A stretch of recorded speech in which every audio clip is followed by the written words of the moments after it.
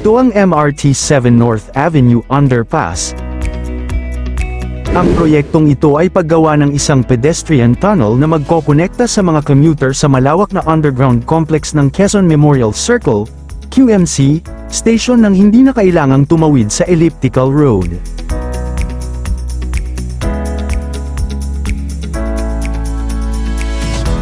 At bago natin ituloy, kung ikaw ay bago pa lang sa aking YouTube channel ay huwag kalimutan mag-subscribe at i-click na rin ang bell icon para lagi kang updated sa mga bago kong upload video. Isang pedestrian underpass na nagkokonekta sa MRT 7 Quezon Memorial Circle Station at nagpapadali sa pagtawid sa North Avenue, ang underpass na ito ay magsisilbing ligtas na daanan ng mga pasahero mula sa ibabaw, North Avenue, QMC area, patungo sa ilalim ng lupa kung nasaan ang istasyon.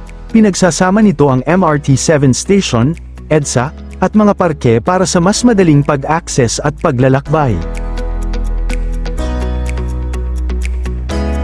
Noong huling bahagi ng 2025, nagkaroon ng mga 24-hour lane closure sa North Avenue, papuntang Elliptical Road, para bigyang daan ng excavation works. Ang tunnel na ito ay mahalagang bahagi ng access system para sa mga commuter na galing sa North Avenue area.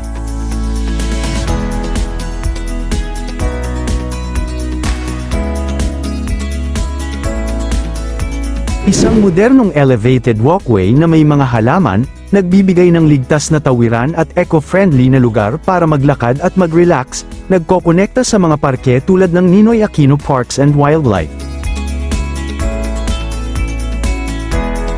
Ang promenade ay passable na at bukas na sa publiko simula noong November 2025, may mga kaunting finishing works na lamang na ginagawa ngayong January 2026, nagpapaganda sa lugar, nagpapalakas ng turismo, nagbibigay ng kaligtasan sa mga naglalakad at nagbibisikleta, at nagtataguyod ng green infrastructure.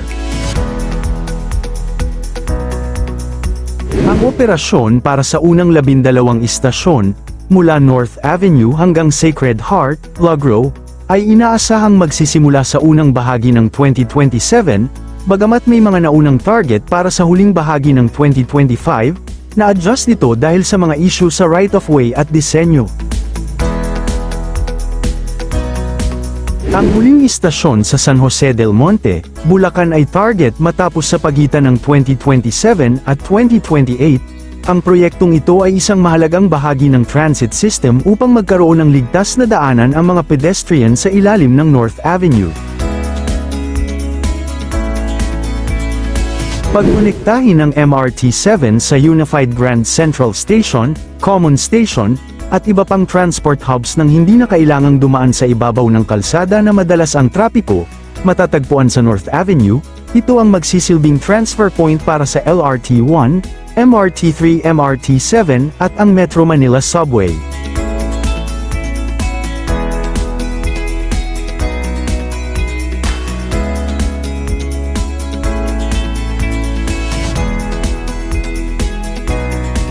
Ang North Avenue Station ay magsisilbing common station na magdurugtong sa MRT 7, MRT 3, at LRT 1, na makabuluhang magpapadali sa biyahe ng mga pasahero sa Quezon City.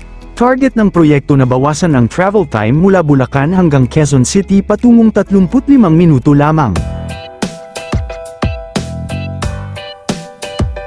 Ang kabuuang proyekto ng MRT 7, na pinamamahalaan ng San Miguel Corporation, ay nasa mahigit 80% hanggang 83% completion na base sa mga ulat noong 3rd at 4th quarter ng 2025.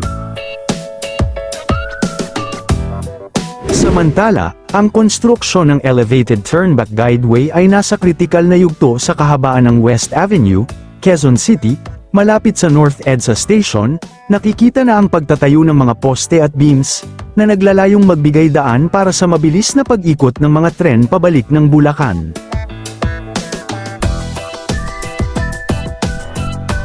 Ito ay kritikal para sa operasyon dahil papayagan nito ang mga tren na magpalit ng direksyon, mula North Avenue pabalik ng San Jose del Monte, nang hindi naantala ang schedule. Ang bahagi ng West Avenue, sa pagitan ng Examiner Street at EDSA, ay muling idinidisenyo upang magkaroon ng mas malawak na bangkita at nakatalagang bike lanes bilang bahagi ng kasunduan ng San Miguel Corporation, SMC, at QCLGU.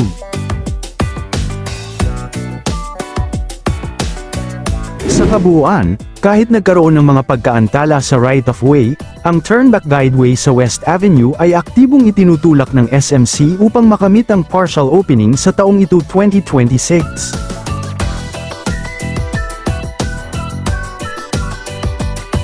Inaasahan naman ng Department of Transportation, DOTR na igawad, award, ang kontrata sa pagtatapos ng konstruksyon ng Common Station sa Light Rail Manila Corporation, LRMC, ang pribadong operator ng LRT1, sa first quarter ng 2026 ngayong January hanggang March.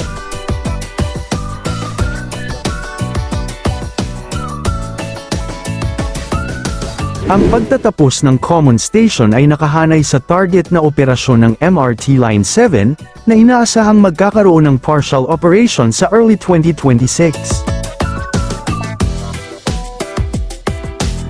Ang 13,700 square meter na istasyon sa Bagong Pag-asa, Quezon City ay idinisenyo upang pagdugtungin ang LRT1, MRT3, MRT7, at ang darating na Metro Manila Subway, na magsisilbi sa humigit kumulang 500,000 pasahero araw-araw.